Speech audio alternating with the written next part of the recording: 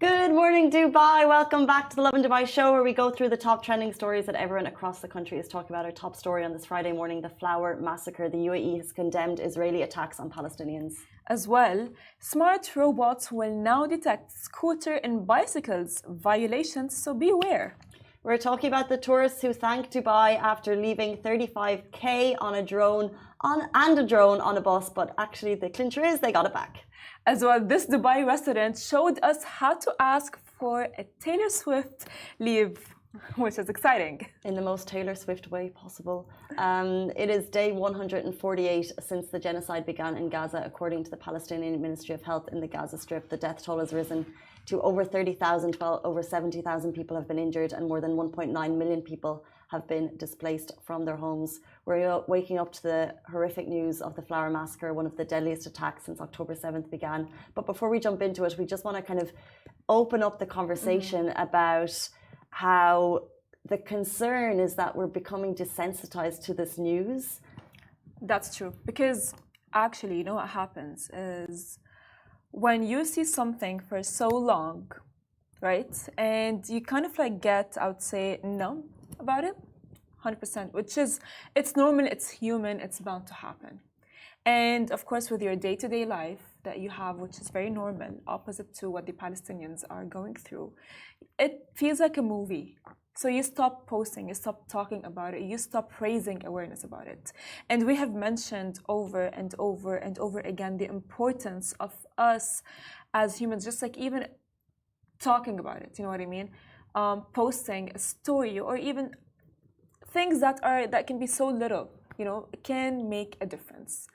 Because we live in the era of social media and awareness, which should be easier for us to raise more awareness. So we want to praise and recognize Dubai Cares for what they've done, which is they have a specific giving drive for the people in Gaza for Ramadan. And it comes to the fore for us, you know, we're sitting over Dubai, we're a news media organization. And for example, when we post stories, we can see the engagement of the stories. And sometimes stories related to Gaza, the engagement is less. And our question is, are people not responding? Are people scrolling past the stories? Or is this an Instagram algorithm feature, which are not a feature, obviously? Are we being debunked because of mentioning specific words that they don't want us to say, such as genocide? I don't know. No, it is 100% Instagram, because I have faced the issue before. You know what I mean? I used to post a lot about Gaza, like my stories used to be filled with Gaza. However, I once got a warning to stop posting. It's not only me, it's everyone. You got a warning? Yeah, I got a warning from Instagram to stop posting. It said things like that I'm promoting, I would say, hate speech and so on, even though I didn't say anything. I didn't even mention the word genocide, you know what I mean? Because I'm very careful with the words that I use, just to make sure, not because I don't agree with it, not because you know what I mean? But this is why symbols like the watermelon were so important. And this is why, you know, even as publishers, we started using those different tactics, like instead of the A letter, we're using the at letter. But maybe, sorry, I think my mic is, apologies if my mic is, we started using the at letter rather than the A to try and reach more people. But you can still see that the posts are just not getting as much attention. And when we jump into our top story today of the massacre that was committed yesterday, it's just important that the stories continue to be told. 100%. But again, it's for sure a social media thing. You know what I mean? Because it's not only on Instagram, it's on other platforms. I have noticed that, because I have tried to raise awareness and talk about it publicly. You know, like I would have a camera and talk about it on a platform. And I kid you not, I would have the video deleted, even though I didn't even mention Gaza or even mention genocide, just because like they would be aware, if you know what I mean. So it is a social media thing, of course. That's why 100% for sure you are not going to be getting as much engagement. So what they would do usually that if I am posting like a lot of stories, I would have like an algorithm break and post something else. But still it would not work. It might work like a bit, you know what I mean? But I have noticed, for example, like my stories would reach 900 people. And previously? Literally. And after I would post about Gaza, I would be like surprised, like I would get like a maximum after like of the story being put up for like so long, for like 100, which is weird. And that is a significant drop. It is. And I even captured it once and I put it on my story. Like, this is the drop that I have faced after posting about Gaza and just like raising awareness because I'm just talking about it. Well, as we lead into the Holy Month, we want to remind ourselves how important our donations are. In fact, Dubai Cares has partnered with Anira, which is an organization which will ensure that the donations that we make will find safe corridors to get into Gaza, because I think that's a lot of questions that people have is like, I'm donating, is it getting there? But they've created specific partnerships with people who will ensure that the aid gets to the people who need it most. Speaking of, top story today, the Flower Massacre. The UAE condemns Israeli attack on Palestinians who were waiting for aid. So crowds of people targeted, they were fired at as they waited on much needed aid. Israeli forces took over 100 lives and wounded almost 800 as chaos erupted during an aid delivery in one of the most deadliest attacks since October 7th. The UAE strongly condemned the Israeli occupation forces targeting the thousands of Palestinian residents of the Gaza Strip who were waiting the arrival of humanitarian and relief aid, which resulted in the killing of dozens and the injury of hundreds of innocent civilians. The UAE has called for an independent and transparent investigation and the punishment of those responsible and warned of a catastrophic and dangerous humanitarian situation. In a statement, the Ministry of Foreign Affairs, MOFA, expressed its deep concern over the exacerbating humanitarian catastrophe in the Strip that threatens further loss of innocent lives. The ministry stressed that the immediate priority is to end the escalation of military operations and achieve an immediate ceasefire. The ministry called on the international community to advance all efforts to achieve a comprehensive and just peace based on a two-state solution with an independent Palestinian state. Of course, at this point, this is exactly what we need. You know, the UAE has expressed its devastation over a failed ceasefire, which it's not only on the UAE. I think everyone who stands with Palestine and everyone who is a humanitarian is for sure devastated, including you, including me, and I really hope that a ceasefire would. It's just humanity at this point, and we hope that as we draw into the Holy Month, the leaders are forced to make that happen. There's a lot of conversation around it, but until you hear the actual call for it, then we can't believe it. Of course. 8:38 on this Friday morning. Let's jump into our next story. So now for our next story. We all need to be aware as smart robots will now detect scooter and bicycle violations. Dubai is launching a smart robot aimed at identifying rule violations among bicycle and electric scooter users. Now, during the MENA Transport Congress and Exhibition in Dubai, the Roads and Transport Authority, RTA, linked a memorandum of understanding with Terminus Group to kick off the initiative. So, when are robots going to be telling us what to do? The trial's first stage will start in March at the Jumeirah 3 beach area. This robot here will oversee the usage of alternative methods and modes of transportation. They'll be able to do things such as detecting violations and then sharing and analysing those in collaboration with the Dubai police. Now, it can also detect infractions with an accuracy rate exceeding 85%, transmit data in just 5 seconds, and has a surveillance range up to 2 kilometers, you guys. Of course, this is beyond, I would say, crazy at this point. Even robots are taking the place of police officers. It's freaky. It's so freaky.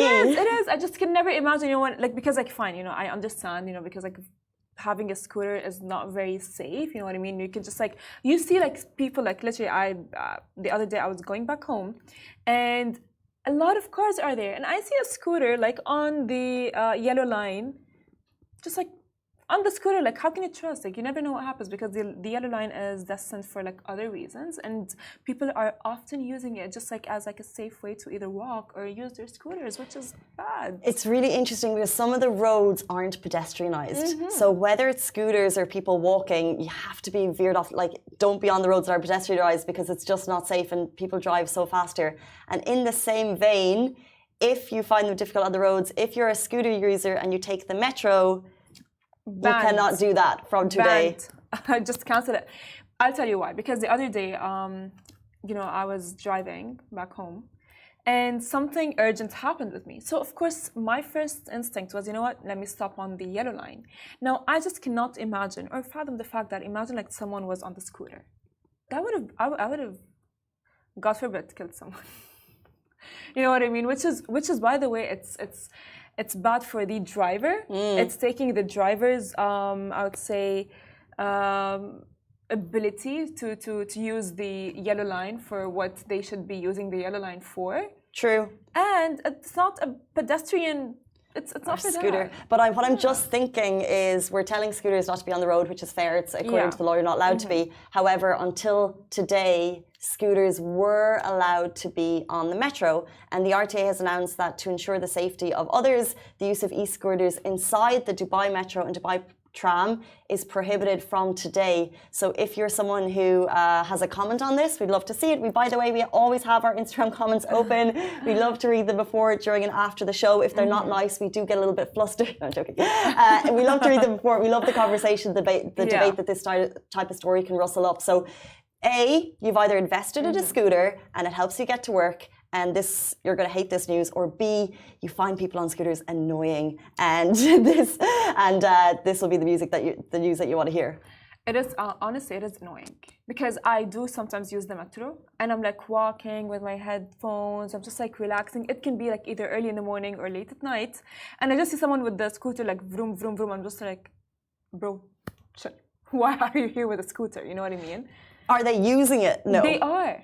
No, you wouldn't use it inside the building.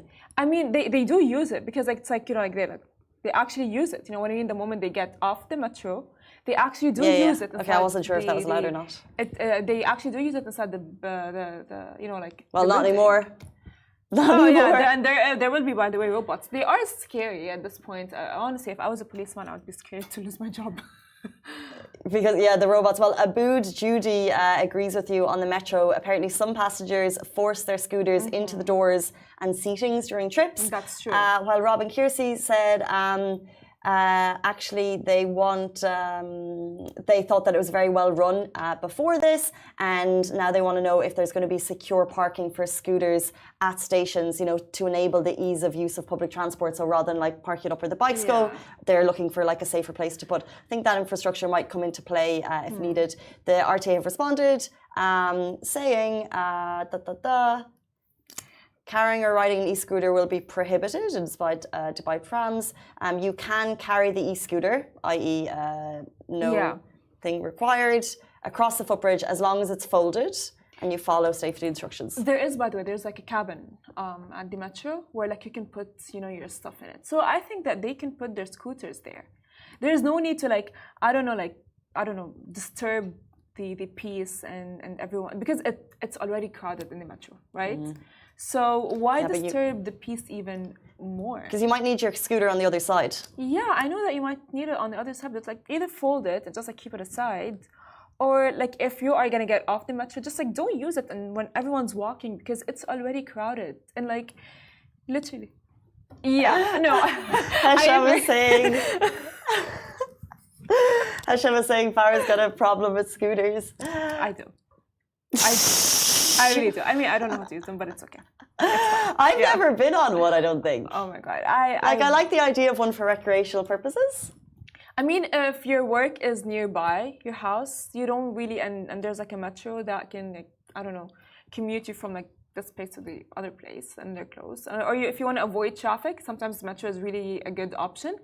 That's fine. But I think even by the people who drive on the roads, just follow the rules. There are rules for a reason. Yeah, Agree. 100%. The rules are there for a reason.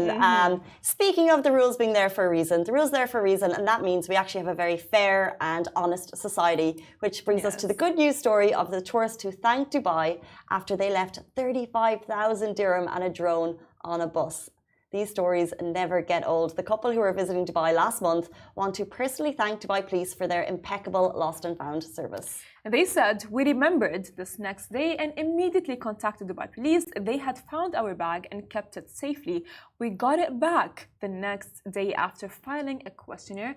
But I would like to thank Dubai police for having such strict security protocols. Could you imagine the moment you realize you've lost that amount of money. You've done that. I have. You did something like that before. Yeah, I've lost like almost 13K. It was by mistake because I had to like take them out of my bank account and I had them in an envelope. And at the moment, I had come back from work and I promised my friends to go watch a movie. And I have kept them in my, it's like a bag, my bag where I keep my lunch, but my lunch was done, so it was empty. So I only had the envelope there. And oh my God, I finished the movie, came back home, and I was like, oh my God, I forgot the bag. I was freaking out. Casey, you have no idea. I freaked out. Even if I called them, they were khalas. They were like closed. They were not even open. It was like, what, 1 a.m.? And the next day I called and I got them back. Was that your cash or was it your employees? Why? My question always when I hear these stories is like, what are you doing with this couple? I don't have the full story. I assume they're on holiday, maybe, and they transferred the money into dirham before they came or something, and that's why I'm guessing, unless they have another story. What about you? Like, why did you need such a large sum? Because technically what happened is, with my old bank account, kind of like someone, like a fraud almost happened. You know, someone tried to like, I don't know, log in and all of these things. So the bank called me like saying like, hey, it's better if you withdraw the cash. And I'm like, fine, I'll do that before I go watch the movie with my friends. And I withdrew them and I put them in an envelope just to make sure that they are not going to be lost. But I lost them altogether. The next day I called and I got them back. Oh my God, and I love literally that. I was like freaking out. I was like, oh my God, what is going to happen? It's a sum of money, you know what I mean? And I was like freaking out. I had like anxiety the whole entire time. I hope mom's not watching because if she is watching, Mom is always watching. She'll know. If you haven't told her something, she'll know. Because she knew. She was like, Farah, are you okay? Are you okay? But you know, when you freak out, it does show on your face. And specifically with me, like whatever I feel, it just shows on my face. Yeah. I'd just love to ask, is anyone watching or anyone in the back room, do you guys have any lost and found Dubai stories? Like, what is like the highest value, something that you've lost that you got back? Oh, negative. You've never left a phone behind in a taxi? I've done it like 5 times.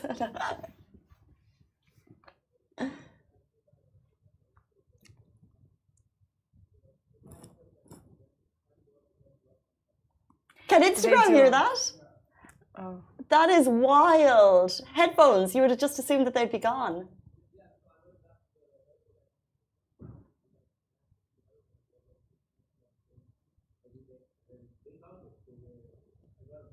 That is absolutely incredible. I can't believe you went back to get them. Were they AirPods? How would they even have known? Like, I'm sure they had loads of them. Wow. How honest do the people need to be that, like, they're sitting there? I wonder how long the Lost and Found stays open. Like, and after maybe a year, they give it to charity or something? I'm not sure, but I think that everyone who lives in Dubai, or I would say most of the people who live in Dubai, just know the shout out Dubai Airport. Shout out to Dubai police, because as well I've once lost, I don't know, but I think Ali and Massacre can relate because we went to the same university, is that when we would have like, let's say American University in Dubai, and if let's say like you want to, we have a project to shoot, and we would like book cameras, 5D cameras, and really like expensive equipment. So at that time I had a documentary to shoot, and I had booked the 5D Canon camera, and I've taken it. And I had to give it like later on to, you know, like you have to give it back and sign up and all of these things. And I was coming back home in a taxi, and I don't know how, but I forgot it in the taxi. And I freaked out. Oh my gosh. I freaked out. The next day I had went to the police station, and it was there. That was there. That's like crazier than the cash, I think, because it's a fancy camera. Literally. That belongs to the university. Because even when you have to pay it, you'd have to, because you probably want the camera for yourself and you're going to have to pay it I just seen your shoes; they're really cute. But you'd have to pay it, and you'd have to pay back to the university, and then they'd get to keep the camera, and that would be a real kick in the teeth. But you found it, and someone could easily take a camera. Literally. Like no one's going to take cash. Like everyone knows it. But if you find a camera, I wouldn't. Exactly. Yeah, but you know, like this is the thing, because I think everyone who lives here in Dubai just know the strict rules of Dubai, and it's amazing how almost everyone, just you know, they're very as well. They abide by the rules and the laws. Yeah, which just makes you feel at ease, and what makes Dubai. Sheikh Lassad, thank you so much for your comment. You said you lost your phone in the cinema and you got it back. I'd like to shout out Dubai Police, Dubai Airports, Dubai Mall of the Emirates, Dubai Tennis, Dubai Taxi, so RTA, and everyone who's been involved in returning everything my mum has lost over the last 5 years, because she continuously loses things all the time, and she always gets it back with, like, her wallets always have the cash in it, she's always got the cards.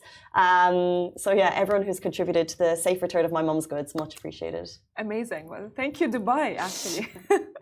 Well, you guys, I want to jump to our next story because it's one of my favorite stories. Now, this Dubai resident showed us how to ask for a leave swiftly. Now, what do I mean by that? If you're a Taylor Swift fan, you will understand. Now, a Dubai resident submitted a Taylor Swift-inspired leave request to attend the Eras tour. The email was long, but some of its context goes as, I hope you're feeling 22 and having a wonderful day. I'm writing to share some of the exciting plans and seek your assistance in making them a reality. It seems my wildest dreams are coming true, and I need your help to make this experience enchanted. They're all on their Taylor Swift music. As mentioned, Ryan creatively wrote a leave request email. So it was basically packed with Taylor Swift song titles to hint at the Eras tour that he's looking forward to. He submitted his leave request in August 2023 and it finally got approved. Well, could you imagine if it didn't? Oh my god, it would have been so sad, because he would have, you know, like put some amount of money to actually go to the Taylor Swift concert. I mean, if you're hearing us, just like come to Dubai and make our lives easier. Oh. No, but seriously, you know, you have no idea. I would do what he would do. Honestly, I would do what he would do. I would like write it in a very, I would be like very like giggly and happy and like, so I'm feeling 22 because like it's all, by the way, like, you know, have you heard like the song Enchanted? I don't know, you'd have to sing a bit for me. I was enchanted to meet you. Yeah, love songs. And then there's like, I don't know about you, but I'm feeling 22. Yeah. Exactly, you know? And that's the thing, like, it's a very creative way. He probably was too happy and too excited. I bet he used ChatGPT. Like, actually, someone even in the comments, Mark David 22 sourced ChatGPT, because like it's an easy way to like use. I don't think so. Oh, I think so. I don't think so, because again, like he has added a lot of, you know, like Taylor Swift hints. And if it's Taylor Swift, of course, you know, you're going to ask for the leave. At least, you know, he hadn't done, as we talked about yesterday, the girl who just called in sick to work after a Taylor Swift concert and just like covered her entire face. Yeah, that would be funny. I mean, if Taylor Swift is in Dubai, maybe you will find a lot of people doing that. Everyone's calling sick the next day. I mean, at this point, Taylor Swift just needs to come to Dubai. I don't know, I have hope that she would come. Fauzi yeah, I know. Where are you, Taylor? Do you think she would watch us? I don't know. I'm sure she's watching. Yeah. Yeah, with all of her busy schedule. I'm pretty confident she wakes up in the morning thinking, what's the first thing I'm going to do today? Tune into Lovin Dubai. Fauzi Tahu commented on the story, imagine sacrificing your efforts and duties to attend an arena full of sweaty people. So one person doesn't agree. No, come on, it's Taylor Swift. It's Taylor Swift. At this point, I would do You got so offended by that comment. Literally, I was like, no, he can't. I'm sorry. But it's just sweaty people doesn't it? No. Look, I know, I get the point, but trust me, like, if you are obsessed with an artist and then you see them like live, 100%, yeah. It's a surreal moment. You know what I mean? And Taylor Swift, imagine Taylor Swift had to like run on the treadmill for a long time just so she can for 3 hours. Imagine she would run on the treadmill for 3 hours just so she can be prepared for the Eras tour. So you can imagine daily, just so she can have the stamina wow. without getting tired and so on. That's amazing. And that is why, like, if you would watch her, like tour videos that are viral on TikTok and Instagram, she serves. She doesn't just like like a lot of artists go like for like an hour, and they sing and they get tired. She is serving a 3-hour performance, which is why she ran for 3 hours on the treadmill. I love. You know what I love about Taylor Swift is I love not the closet Swifties, but it's just like people that you don't expect to be such big fans. That's true. And that's one of the things I've seen on TikTok as well. So like, you think that she's going to have a specific audience set, but then when you look at TikTok, it's like the dads and like, I was speaking to like granddads who were like, I love Taylor Swift. And like, she just has such a diverse audience and people just love her tunes. Yeah, because you know what, she, apparently that she has, she graduated of an English literature.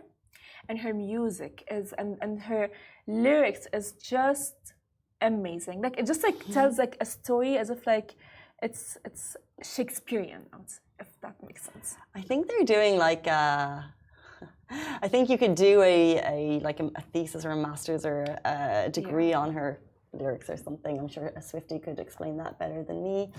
Anyway, it's 8:10. Enjoy the concert if you're going, because I know people jumped into the comments. One person was like, I'm waiting in the queue now. My manager knows it's for the Eras tour. So there's Ryan was not the only person who's managed to get tickets for Singapore. Other people from Dubai are leaving too. I mean, if it's your favorite artist, of course, fly around the world and have that memory of your lifetime, because you just wouldn't get it anywhere else. True. I get it.